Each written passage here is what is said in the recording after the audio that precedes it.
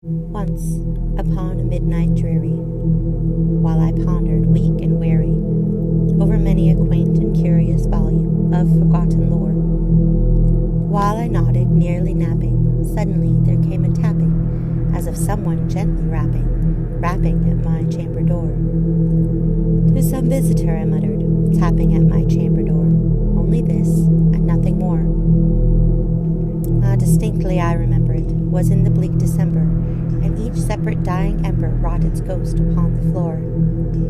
Eagerly I wished the morrow, vainly I had sought to borrow from my book surcease of sorrow for the lost Lenore, for the rare and radiant maiden whom the angels named Lenore, nameless here forevermore.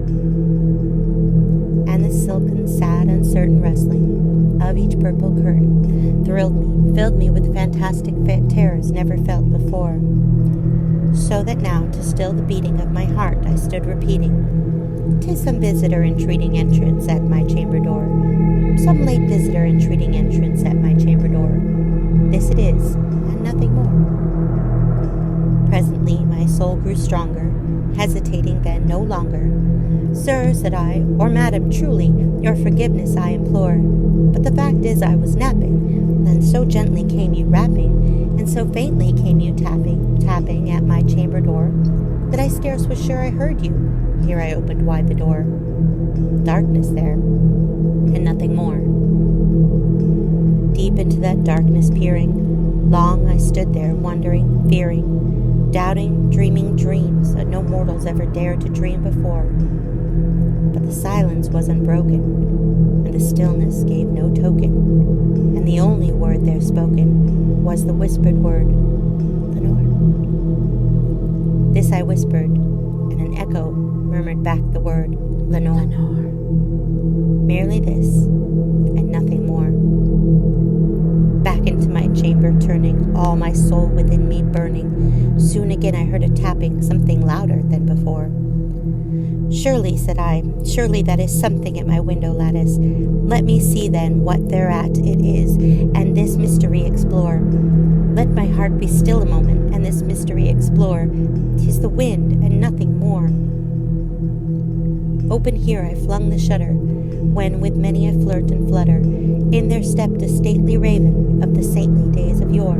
Not the least obeisance made he, not a minute stopped or stayed he, but with mien of lord or lady perched above my chamber door, perched upon a bust of Pallas just above my chamber door, perched and sat, and nothing more. Then the ebony bird beguiling my sad fancy into smiling, by the grave and stern decorum of the countenance it wore. "Though thy crest be shorn and shaven, thou," I said, "art sure no craven, ghastly grim and ancient raven, wandering from the nightly shore. Tell me what thy lordly name is on the night's Plutonian shore." Quoth the raven, "Nevermore." Much I marveled this ungainly fowl to hear discourse so plainly, though its answer little meaning, little relevancy bore. For we cannot help agreeing that no living human being ever yet was blessed with seeing bird above his chamber door, bird or beast upon the sculptured bust above his chamber door, with such name as Nevermore. But the raven, sitting lonely on that placid bust, spoke only that one word, as if its soul in that one word he did outpour. Nothing further than he uttered, not a feather than he fluttered, till I scarcely more than muttered, "Other friends have flown before. On the morrow he will leave me, as my hopes have flown before." Then the bird said, "Nevermore."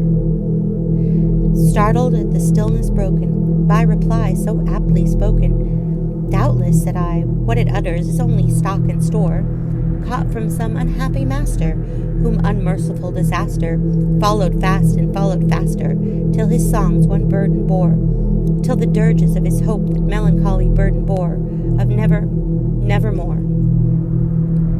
But the raven, still beguiling all my sad soul into smiling, straight I wheeled a cushioned seat in front of bird and bust and door. Then upon the velvet sinking, I betook myself to linking fancy unto fancy, thinking what this ominous bird of yore, what this grim, ungainly, ghastly, gaunt, and ominous bird of yore meant in croaking, "Nevermore." This I sat engaged in guessing, but no syllable expressing, to the fowl whose fiery eyes now burned into my bosom's core. This and more I sat divining, with my head at ease reclining, on the cushion's velvet lining, that the lamplight gloated o'er, but whose velvet violet lining, with the lamplight gloating o'er, she shall press, nevermore. Then methought the air grew denser, perfumed from an unseen censer, swung by seraphim whose footfalls tinkled on the tufted floor. Wretch, I cried, thy God has lent thee, by these angels he has sent thee, respite, and nepenthe from thy memories of Lenore. Quaff, oh quaff this kind nepenthe, and forget the lost Lenore. Quoth the raven, nevermore. Prophet, said I, thing of evil, prophet still if bird or devil, whether tempter sent or whether tempest tossed thee here ashore. Desolate yet all undaunted, on this desert land enchanted, on this home by horror haunted, tell me truly, I implore. Is there balm in Gilead? Tell me, I implore. Quoth the raven, nevermore. Prophet, said I, thing of evil, prophet still if bird or devil, by that heaven that bends above us, by that God we both adore, tell this soul with sorrow laden, if within the distant Aidenn it shall clasp a sainted maiden, whom the angels name Lenore. Clasp a rare and radiant maiden, whom the angels name Lenore. Quoth the raven, nevermore. Be that our sign of parting, bird or fiend, I shrieked, upstarting. Get thee back into the tempest and night's Plutonian shore. Leave no black plume as a token of that lie thy soul has spoken. Leave my loneliness unbroken. Quit the bust above my door. Take thy beak from out my heart, and take thy form from off my door. Quoth the raven, nevermore. And the raven, never flitting, still is sitting on the pallid bust of Pallas, just above my chamber door, and his eyes have all the seeming of a demon's that is dreaming, and the lamplight o'er him streaming throws his shadow on the floor, and my soul from out that shadow that lies floating on the floor shall be lifted nevermore.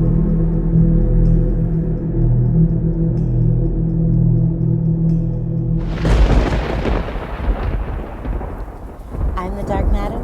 Thanks for watching, and remember, don't be afraid of the dark.